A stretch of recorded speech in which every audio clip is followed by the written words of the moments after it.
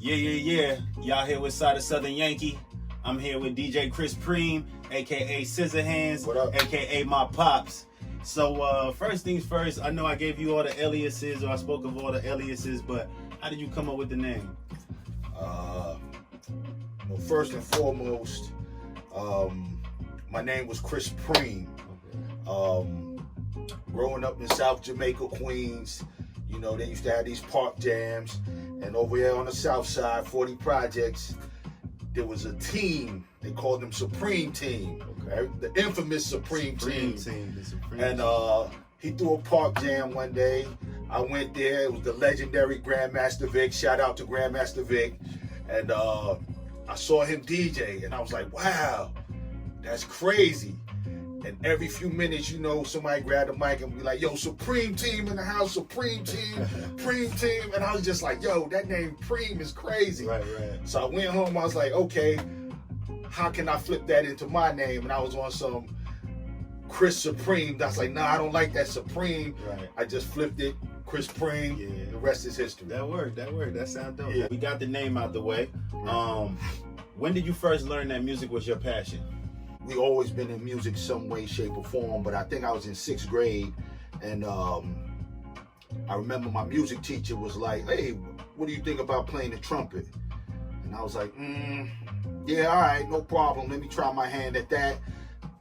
I actually came to love the trumpet, and you know, this is elementary. Next year is junior high school. Y'all call it middle school. And we go there, and you know, this is when hip hop is really trying to take off and flourish. So you got the dudes banging on the lunch table and shit, Right. Everybody trying to spit their rhymes and Right. stuff like that. But it was at that point I really truly was like, man, I love this thing.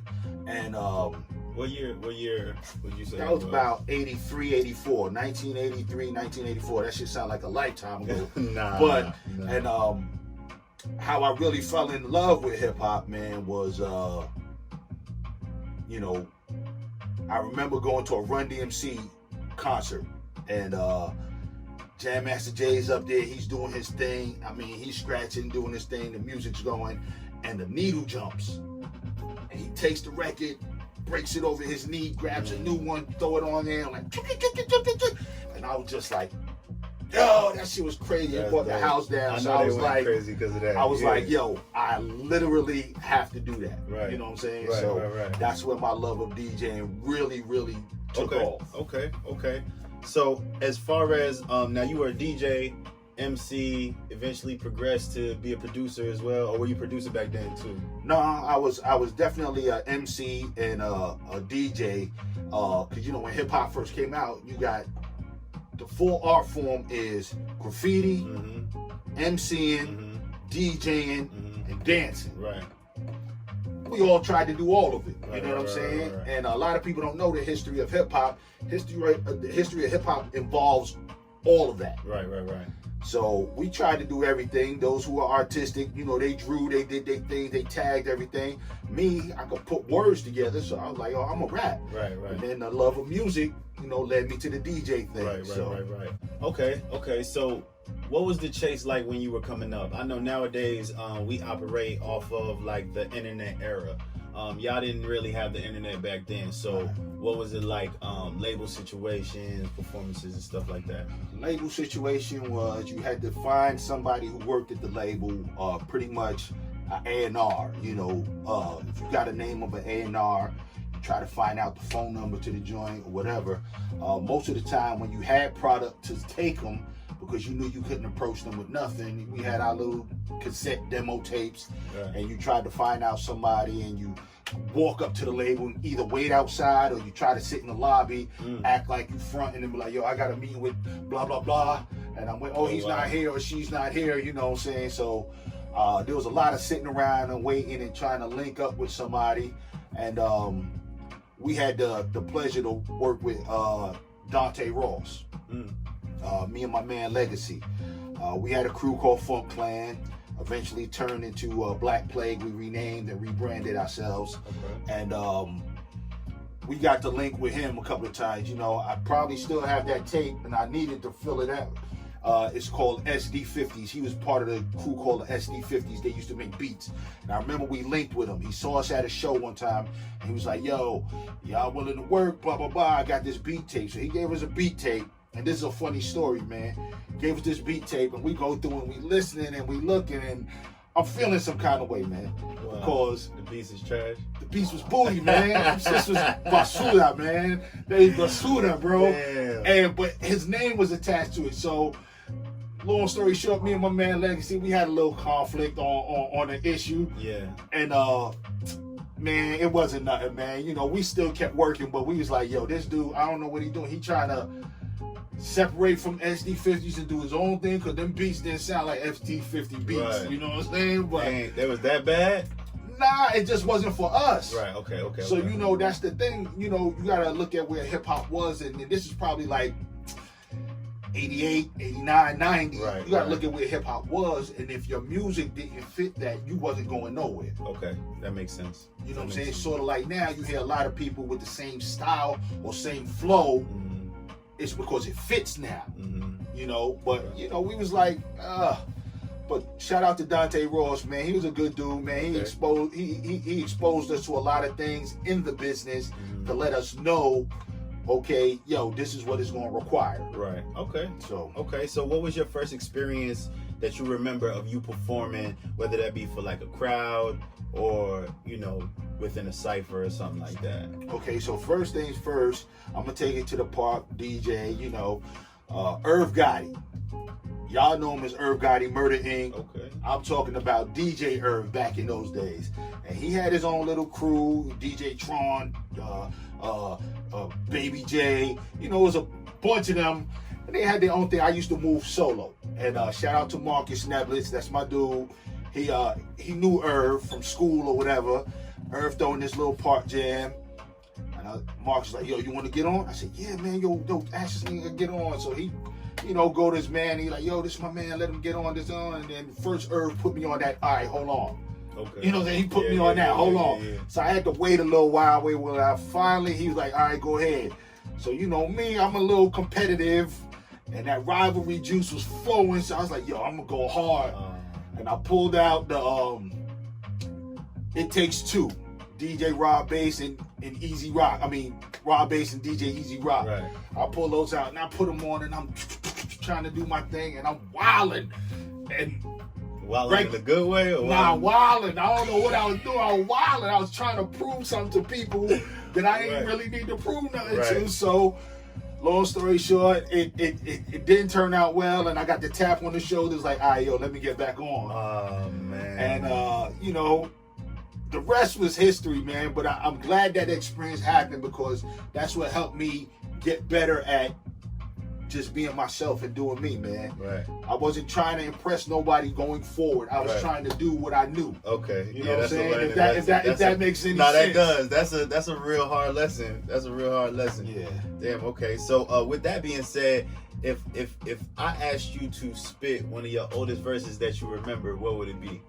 Okay, being from Queens, Brooklyn, born, Queens bred, you know, I got this one, hold on, let me catch this. Hey yo, I'm Queensboro bred, ill thoroughbred. I spit it ridiculous, whether written or offhand. I hit it till it bled, leaving burst for dead. Murdered by me to CP, y'all heard what I said. Code red, danger, y'all all at risk. Lives at stake when I elevate like this. This is full scale war. You better run while you can, before I let loose the roar and ravage the land, killing all y'all. Weak MCs at will, claiming to be hot, but never really had skills. I attack them over the hill. Run to the mill for thrills. I'm ill when I spill, letting you know the deal. This that real that you come to fear over the years. Did you know your end was near? Here, take this verse to the brain, embedded inside, so y'all don't never forget my name, Chris Preme. Okay. Yeah. I see where it comes from there. Yeah, Okay. yeah. That's crazy. That's what's up. Okay, so we're gonna get more on more so a personal route, Okay. right, for a little bit. Talk about the reasons that led you to kind of put music on back burner. Oh, okay. Well, real life is a mother, man. You know what I'm saying? And Yeah. in life, you got to make choices. Some of them are easy, some of them are hard. You know what I'm saying? So I loved music. Music is in my DNA. You know, I had some things popping off that I thought were going to be lucrative, but really and truly, I just came to this crossroads, man, this fork in the road where I made a decision like, yo, it's going to be me and my family first. You know, to chase my dream is cool, but when you got mouths to feed and a family, you know, it's a bit selfish. Okay. Especially if it was producing anything that I could use to feed or keep a roof over my family, I would have probably stayed at it. Mm-hmm. But at that time, it wasn't doing anything for me, and I just made that decision like, yo, it's gonna be me and my family first. That's real, man. There's not a lot of men that take that route, you know? Right. So I respect you for that. What would you do differently if you could go back in time? I would have recorded everything. Okay. And I'm talking audio and video. You know what I'm saying? Because I know sometimes you heard the stories I tell. You hear the stories your uncle tells, man. And I know a lot of times it seems like it's cap. Right. But if you could have seen what I seen and experienced what I experienced, this shit real, bro. It be sounding like a movie sometimes, man. And life was a movie, bro. Y'all think y'all came up with that slogan? Yo, it's a movie? Nah, shit was really a movie, man. Yeah, okay. Shit was really a movie, man. And it just, I would record everything. I would cherish everything because there were experiences that I had and that I seen and that I witnessed that when I tell the story, look, niggas is looking at me like I'm lying, bro. But on God, man, I ain't got to lie about it. And you ain't got to prove nothing. I ain't got to prove it, but I seen it, bro. I seen it or I experienced it. That's what's up. That's what's up. Okay. So, do you have any regrets? Nah, not at all, man. Because this is what life is. Life is written, and there's choices you make, and there's roads you travel. And if you chose to go down this road, you chose it. Why would you regret going down that road? You know what I'm saying? So it's one of those things. I have no regrets, man. I feel like my life turned out the way it was supposed to. I feel like my music or love of music was passed on. And what you do with it is what you do with it. Right. It's like someone only taking you but so far. If this is where I can take you because I know this is where I'm supposed to leave you off. And from there, you're either supposed to link with somebody else or start your own path, your own journey. No, it's real. Yeah. It's real. Okay, what's something that you would tell your younger self? My younger self. That's a really good question, man. Stack your paper.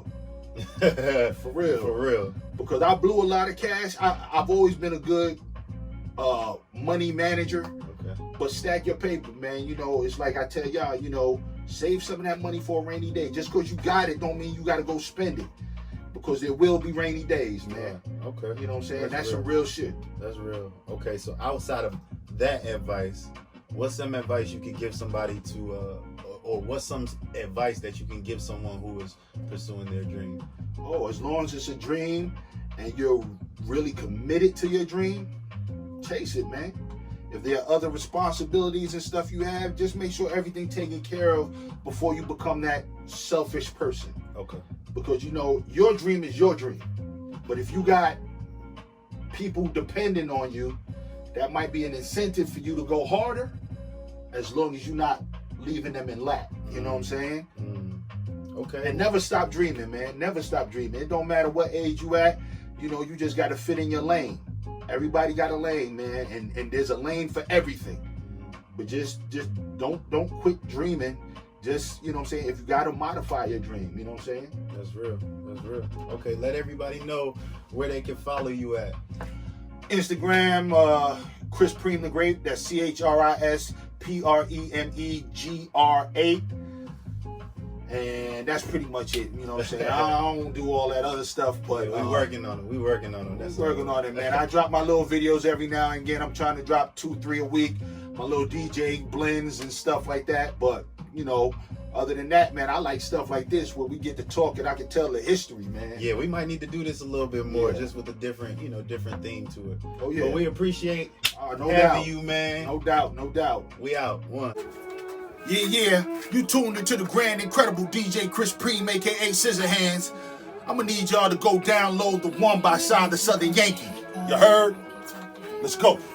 Word to my pops, he always told me that I was the one. I finally learned to accept my position. I will forever be second to none. You know the story. I went from paying my dues and now I'm collecting the funds. It's me versus me.